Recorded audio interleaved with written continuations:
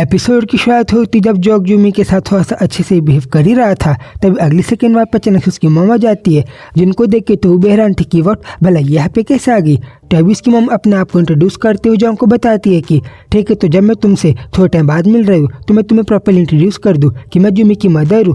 वो कहती है कि वो अच्छा ऐसा है क्या, और अब जूमी की मम हूँ तब तो आपको पक्का उसी डायरेक्टर चोए की एग्जीक्यूटिव की वाइफ भी होगी। हाँ, तूने बिल्कुल सही कहा जोंग। तभी जूमी समझाने का भी ट्राई करती है कि मम भला अचानक से आप यहाँ पे क्या कर रही हो, बट उसे इग्नोर करके जोंग से कहती है कि वेल क्योंकि अब स्टिल ये लड़का यानी कि जोंग तुम्हारे चाइल्ड का फादर है, इसलिए मैं बस थोड़ा सा वरीड थी कि क्या इसकी हेल्थ सही होगी कि नहीं और कैसी सलामत है कि नहीं। दोनों कहती है कि एक्चुअली मुझे तुमसे दरअसल कुछ पूछना भी था।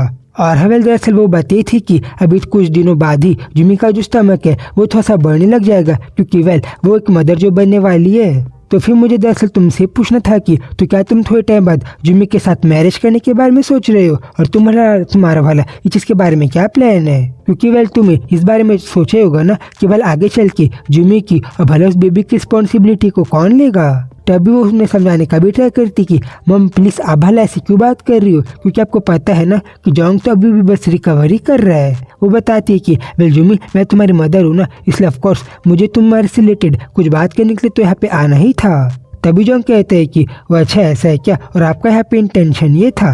वो भी कंफ्यूज थी कि व्हाट। तभी वो कहते हैं कि वेल मुझे आपसे पूछना था कि आप यहाँ पे आई तो हो, बट क्या आपने मुझसे कुछ तो एक्सपेक्ट किया होगा ना कि भला मैं आपसे को क्या आंसर दूंगा, और इसलिए अभी मैं बस आपसे खुद ही पूछ रहा हूँ कि भला आपने क्या सोचा है कि मैंने क्या सोचा होगा कि मैं भला उसकी रिस्पॉन्सिबिलिटी को लूंगा कि नहीं, मैं भला आपको क्या आंसर दूंगा। तभी जूमी भी कंफ्यूज थी कि व्हाट भला जोंग अभी ऐसे क्यों एक्ट कर रहा है। देन मॉम कहती है कि ठीक है, वेल मैं तुमसे यहाँ पे आर्ग्यू करने के लिए नहीं आई हूँ, मैं बस तुमसे खुद क्वेश्चन कर रही हूँ कि तुमने भला क्या सोचा है। और हाँ वेल अगर तुम मेरी जूमी के साथ मैरिज नहीं करना चाहती तो मुझे उसमें भी कोई दिक्कत नहीं है, क्योंकि अगर तुम उसकी रिस्पॉन्सिबिलिटी को नहीं उठाना चाहते हो तो, क्योंकि वेल मैं चाहती हूँ कि मैं अपनी बच्ची का अच्छे से ध्यान रखूँ, और मैं यहाँ पे बस तुमसे जूमी से रिलेटेड ही बात करने के लिए आई थी। क्योंकि वेल तुम्हें पता है ना कि चाहे कुछ भी हो, बट जूमी को आगे चल के अपने फ्यूचर के बारे में तो सोचना ही पड़ेगा।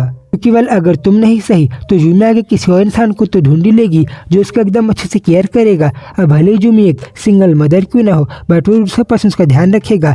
इसलिए मैं अपनी बच्ची को अकेले नहीं छोड़ सकती, और मैं तुमसे यहाँ पे सारे क्वेश्चन का मेरे मन में जो है उनका आंसर जाने के लिए आई हूँ। और भले ही तुम्हें इस चीज़ से कोई भी दिक्कत हो कि जूमी ने अचानक से ही तुम्हें एक दिन आके बता दिया कि वो प्रेग्नेंट है, बट मुझे चीज़ों से फर्क नहीं पड़ता, और मैं भी बस यहाँ पे मेरी डॉटर से कंसर्निंग कुछ क्वेश्चन को लेके यहाँ पे आई हूँ। मुझे मेरी बच्ची की चिंता है कि बोला उसका आगे क्या होगा, इसीलिए। देन जूमी भी कहती है कि मॉम प्लीज अभी ये सही जगह और टाइम नहीं है जहाँ पे हम लोग कोई सारी बात करें, इसलिए प्लीज आप कैसे चले जाना चाहिए। तभी जोंग कहता है कि अच्छा तो आपने क्या कहा कि मेरे अलावा जूमी किसी और इंसान को भी ढूंढ सकती है जो कि उसको लव करेगा और वो उसको सिंगल मदर होने के बाद भी एक्सेप्ट करेगा।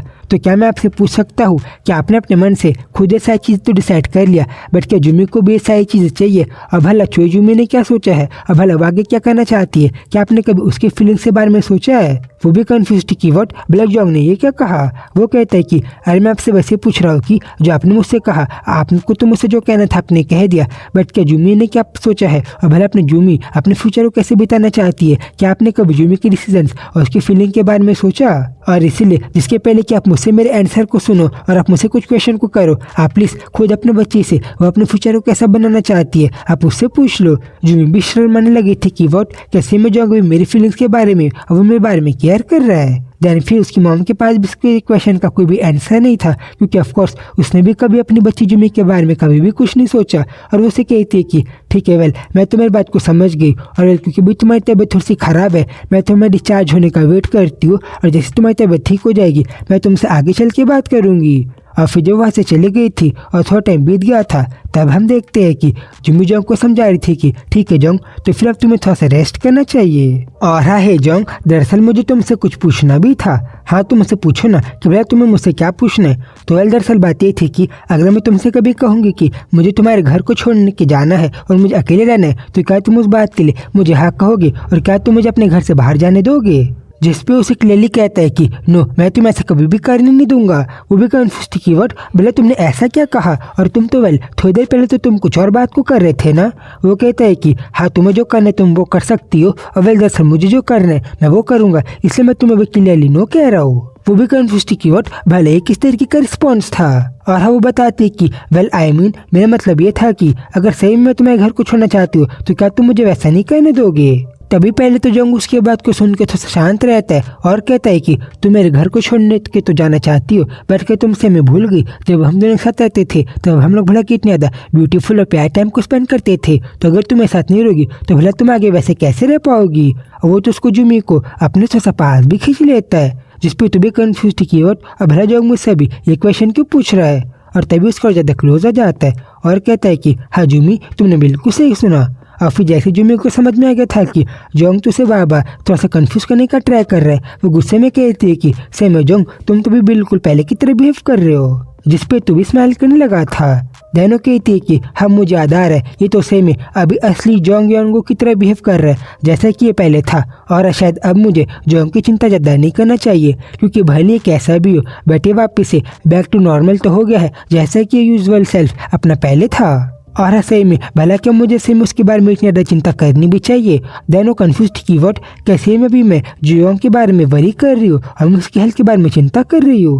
और हाँ वेल क्यों भला मैं उसके बारे में वरी और चिंता और केयर क्यों करूँगी, क्योंकि वेल सही में वो तो एक बहुत ज़्यादा बड़ा बास्टर्ड है जिसको तो हमेशा बहुत ज़्यादा अच्छे टाइम और हमेशा टाइम स्पेंड करने के बारे में ही मन करता है।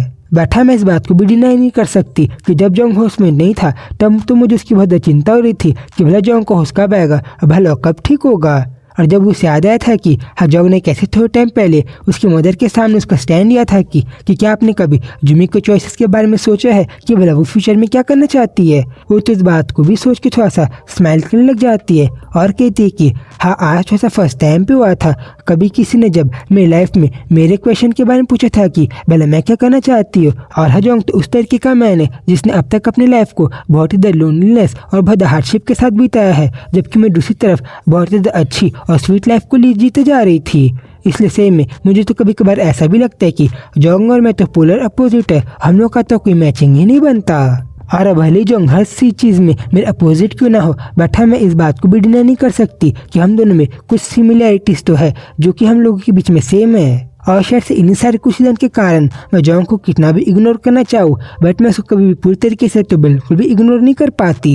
और जोंग तो अभी भी अपनी लाइफ की उस पोजीशन में है जहाँ पे वो बहुत ज़्यादा आगे है और अगर मैं उसे कितना भी क्लाइम करना चाहूँ बट मैं शायद ही कर पाऊंगी। और कभी कभी तो मुझे ऐसा भी लगता है कि जोंग तो मुझे अनटचेबल है, वो तो मेरे रीच के बाहर का ही लड़का है। और शायद से इन सारे कुछ रीज़न के कारण मुझे अभी मेरे अंदर ऐसा लग रहा है कि नहीं पता कुछ चीज़ें तो मुझे खींच रही है और कुछ चीज़ें तो मुझे नहीं पता बट फॉर्चुनिटी या डेस्टिनी के कारण मुझे जोंग के बहुत ज़्यादा क्लोज लाते जा रही है। देन तभी जोंग के सारे बॉडीगार्ड्स को ये बता के कि ठीक है तो डॉक्टर आपसे मिलने थोड़ी देर में आ ही जाएंगे, वो लोग उसे बात बताने लग जाते हैं। वो कहते कि ठीक है मैं बात को समझ गया। देन उसका बॉडीगार्ड बताता भी है कि वेल जोंग चेयरमैन ने यहाँ से जाते जाते हमें बताया कि जैसे थोड़े टाइम बाद आपको अच्छा लगेगा तो आपसे पक्का टुमारो मिलने के लिए भी आ सकते हैं। वो कहते कि हाँ मैं समझ गया, जिसके बाद उसके बॉडीगार्ड भी वहाँ से चले जाते हैं। देन तभी थोड़े टाइम बाद जुमी उसके पास आके पूछती है कि ठीक है जोंग तो क्या अब तुम्हें पहले से बेटर फील हो रहा है, और अगर तुम्हें बेटर फील नहीं हो रहा तो तुम्हें ज़्यादा चिंता ना करके तुम्हें थोड़ा सा रेस्ट करना चाहिए। वो बताता है कि अगर मैं अपनी लाइफ में इतना ज़्यादा आराम और रेस्ट कर ही पाता तब तो सही में कुछ सालों पहले ही मैं इस इंडस्ट्री से बाहर हो गया रहता। और है जुमी क्या तुम मुझे बताओगी कि भला तुम बार बार अपने पेट को भला बार बार फ्रूट्स और भला स्वीट और मीठे चीज़ को खा के क्यों भर रही हो, और भला तुम एक प्रॉपर मील और खाने को क्यों नहीं खा रही। वो बताती है कि अरे मैं भी तुम्हारे सामने बहुत ज़्यादा प्रोटीन से भरे हुए मिल्क को तो पी रही हूँ ना, तो भला मैं और ज़्यादा क्या ही करूँ। और भला जोंग तुम मुझे बताओगी कि जब भी मैं कोई स्वीट चीज़ को खाती हूँ तब भला तुम्हें ज़्यादा दिक्कत क्यों होती है। अरे बस इसलिए क्योंकि मैं तुम्हारे लिए चिंता कर रहा था और कुछ नहीं। भला क्या तुम मुझसे बार बार अब इस सिचुएशन में भी क्वेश्चन करोगी। वो कहती कि हाँ तुम चुप हो जाओ तो मैं भी शांत हो जाऊंगी। जोंग कहता है कि ठीक है जुमी तो तुम यहाँ पे प्लीज मेरे पास आके बैठ सकती हो। वो कंफ्यूज थी कि व्हाट कैसे मुझे ऐसा करना पड़ेगा, बट वो कहती है कि ठीक है फाइन, आज तुम्हारी तबीयत खराब है इसलिए मैं तुम्हारे पास आके वहाँ पे बैठ जाती हूँ बस एक बार के लिए, क्योंकि वह जब तुम्हारी तबीयत थोड़ी सी खराब है तब मैं इतना तो कर ही सकती हूँ। और फिर अगले सेकंड थोड़ा सा जोंग के बेड के पास उसके पास जाके ही बैठ जाती है। और इस टाइम तो जोंग को भी दिखाई दे रहा था कि भला जुमी कितने ज़्यादा ब्लश कर रही थी। और फिर उसे पूछता भी है कि ठीक है जूमी, तो अब तक जब मैं थोड़े दिनों से मैं तुम्हारे पास नहीं था तब भला तुम कैसे टाइम स्पेंड कर रही थी, और हाँ क्या तुम्हें मेरे बिना क्या तुम अच्छा लग रहा था। और फिर तभी जो कि इसी फ्लर्टी क्वेश्चन के साथ चैप्टर पे खत्म हो जाता है। तो गैस अब इसका नेक्स्ट चैप्टर में तो ये लोग बहुत अच्छे से बिहेव करने वाले और आगे की स्टोरी तो बहुत इंटरेस्टिंग होने वाली है।